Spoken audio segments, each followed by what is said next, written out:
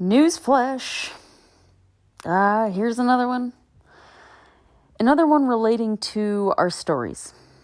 I thought of this one day while I was, running on the treadmill watching Al Jazeera or some other bullshit. Newsflash.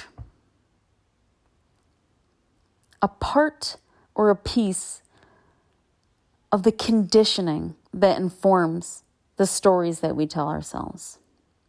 How did I think about this? Well, I asked myself a very weird question. How often do we hear news that portrays happy and positive stories?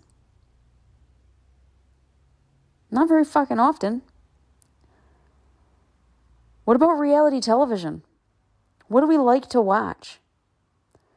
It's not usually people reading books and playing puzzles. No, that's not interesting.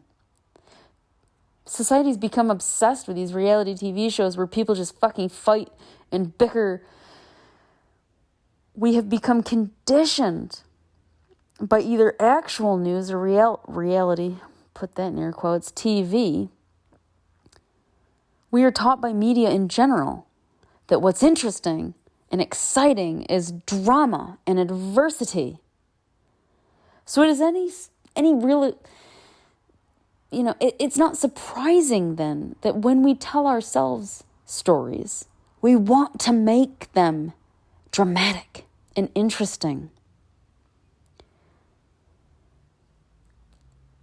Confrontingly, how I came to realize this in myself is I do seem to be somewhat addicted to drama. When life seems boring to me, I seem to manifest drama. I'll tell myself a story that will cause a dramatic situation or it'll lead to my stress. I only became aware of it because every time I noticed myself feeling stressed out, I intentionally asked myself, what story am I telling myself? And I slowly began to realize that I always assume the worst. I catastrophize, if that's a word. I don't think it is, but it is now. It's probably goes back to those negative stories that I tell myself that I talked about before.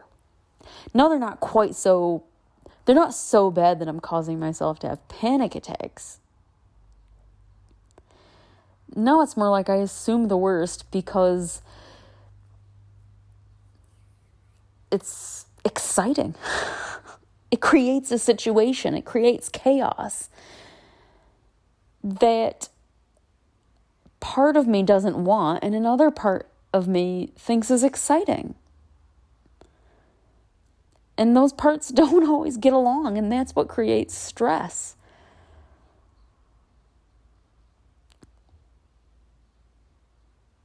All the time on the news, you hear about these horrific situations.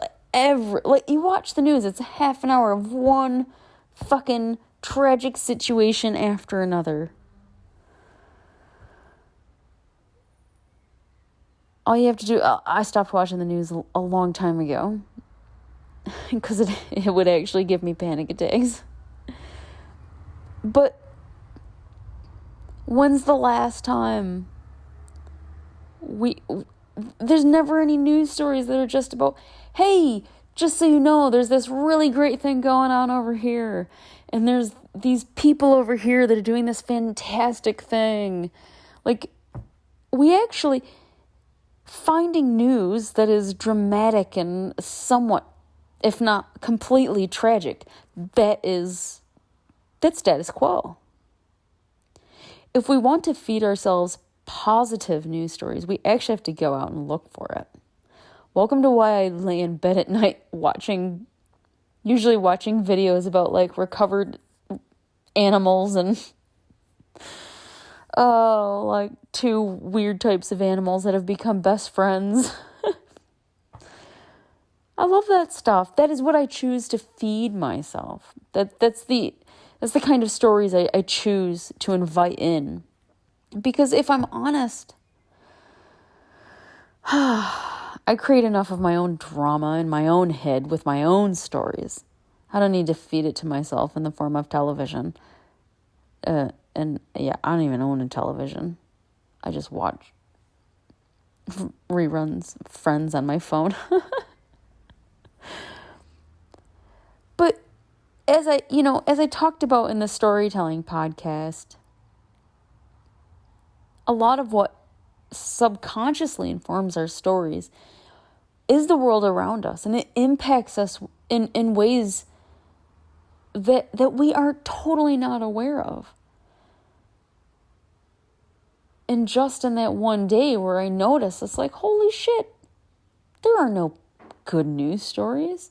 We're not conditioned by media, especially, to think positively, to think about joyous or happy things. They're boring. What's exciting is drama, adversity, tragicness. Is it any wonder? It just becomes a vicious cycle where we become brainwashed to think that this is the way shit is. This is the way it should be. And if we don't have these tragic or dramatic situations happening, there will be no news. Nothing will be newsworthy. So we have to continue creating these situations. Otherwise, there'd be no news. I authentically hope I live long enough to see that shift. So that what becomes newsworthy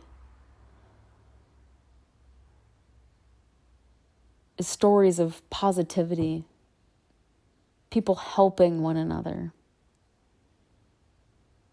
everyone becoming more conscious and aware of how we treat one another, able to see past the stories, the bullshit stories that we tell ourselves about one group of people being better than another group of people because of the race or religion or what side of the fucking street they live on or whether they like cats or dogs. We're all human. We all deserve to be treated humanely. Compassion. It starts in ourselves, in those stories that we tell ourselves. And if you ever catch, I don't like that word you, it's so accusatory. When we catch ourselves, especially singing a story of judgment,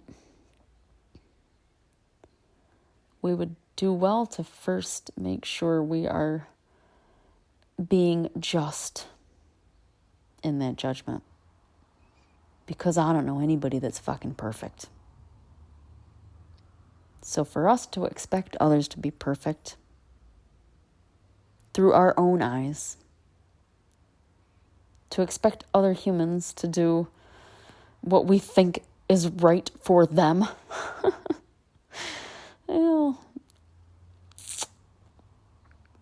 that's a real tragic story.